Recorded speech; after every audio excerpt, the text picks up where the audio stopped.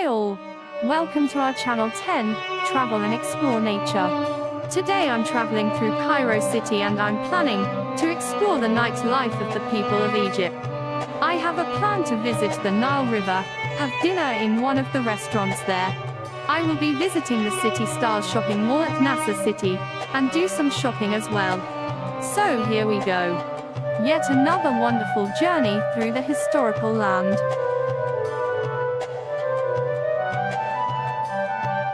Northeastern Africa.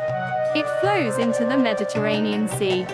The Nile is the longest river in Africa and has historically been considered the longest river in the world, though this has been contested by research suggesting that the Amazon River is slightly longer. Of the world's major rivers, the Nile is one of the smallest, as measured by annual flow in cubic meters of water. About 6,650 kilometers long, its drainage basin covers 11 countries: the Democratic Republic of the Congo, Tanzania, Burundi, Rwanda, Uganda, Kenya, Ethiopia, Eritrea, South Sudan, Republic of the Sudan, and Egypt. In particular, the Nile is the primary water source of Egypt, Sudan, and South Sudan. Additionally, the Nile is an important economic river supporting agriculture and fishing. The Nile has been the lifeline of civilization in Egypt since the Stone Age, with most of the population and all of the cities of Egypt developing along those parts of the Nile Valley lying north of Aswan. Aha! Here we have a Ghanamela, an Amashi, and an Apachan sing some of the beautiful Egyptian melodies. I took a halt to listen to it. The place is getting crowded, and I'm kind of blocking the entrance.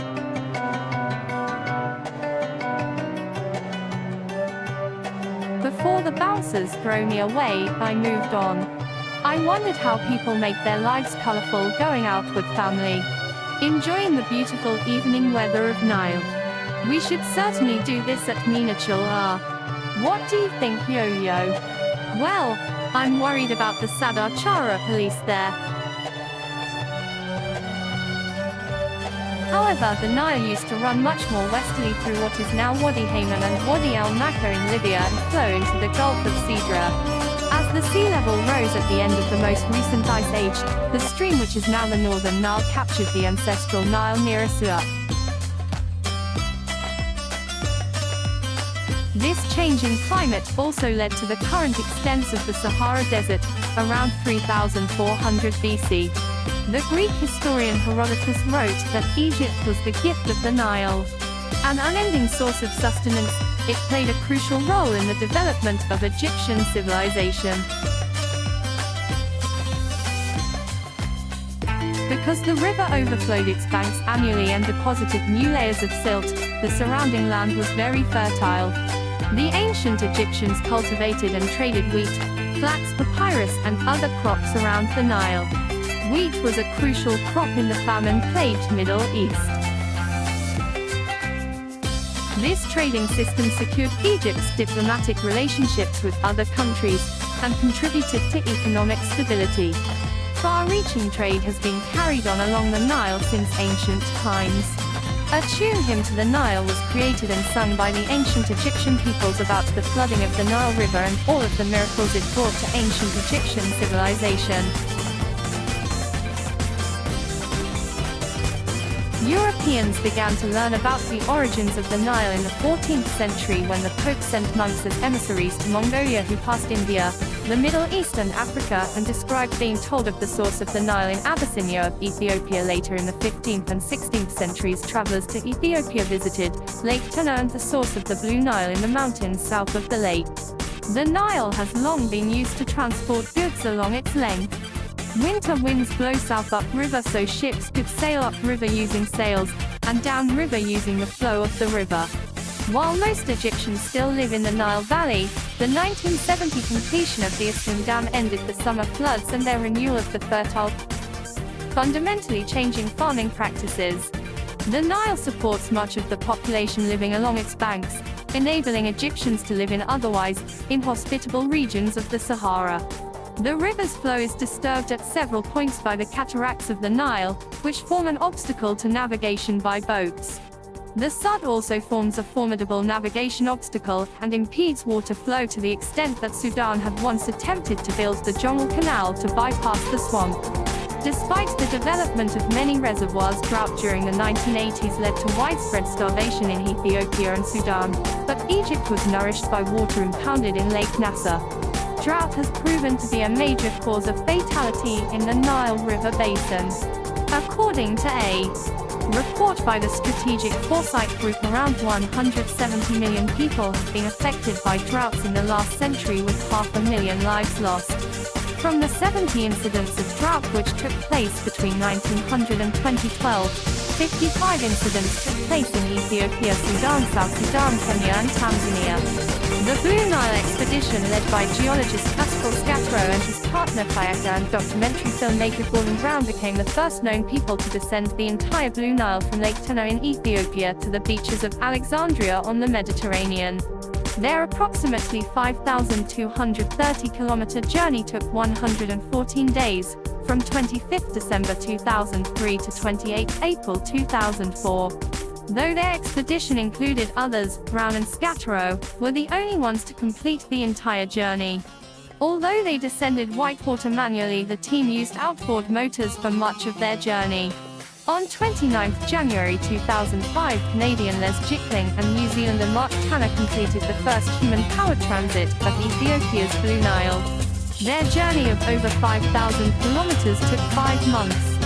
They recount that they paddled through 2 war zones, regions notorious for bandits, and were arrested at gunpoint.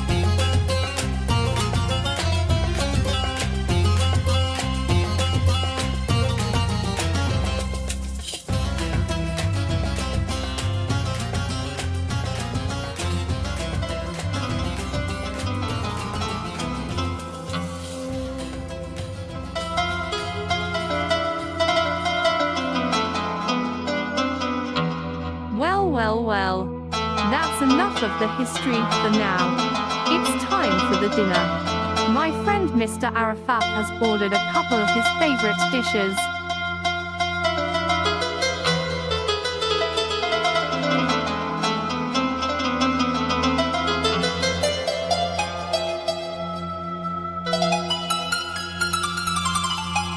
It's time for the dinner.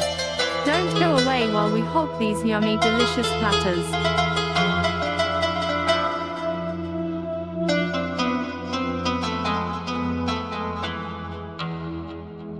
The food is very delicious. I get the aroma of one of the authentic Egyptian dishes. The grilled vegetables give a different taste to the food.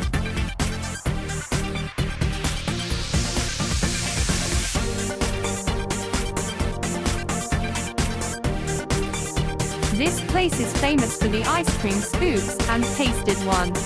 However, it was not a great choice, yo.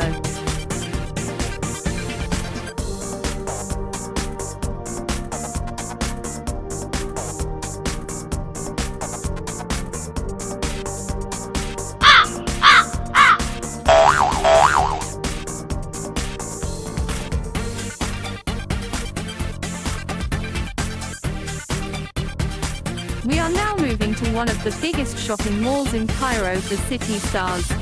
City Stars Heliopolis is the first project undertaken by City Stars Properties, and it is considered to be one of the first integrated urban developments in the Middle East and Europe.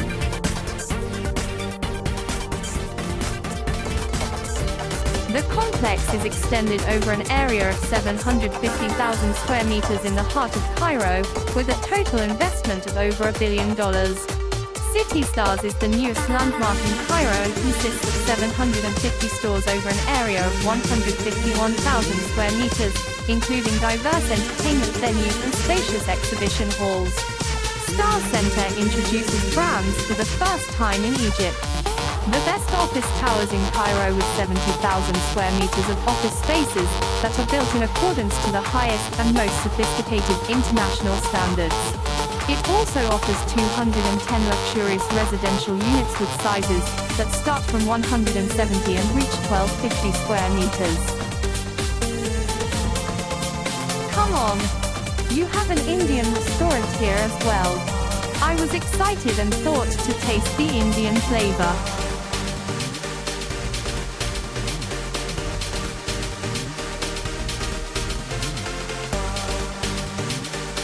However, all what I got was a Caribbean salad and an Egyptian platter. I kept the hunger for a masala dosa for later and moved on.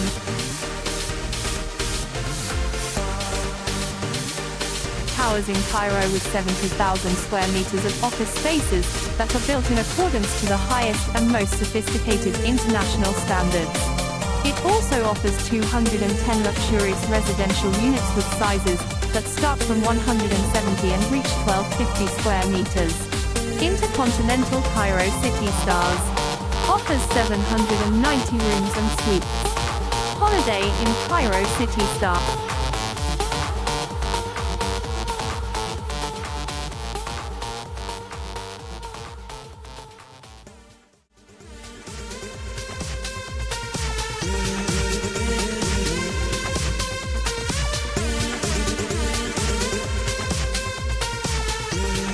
And spacious suites. Well, it is time to get back home.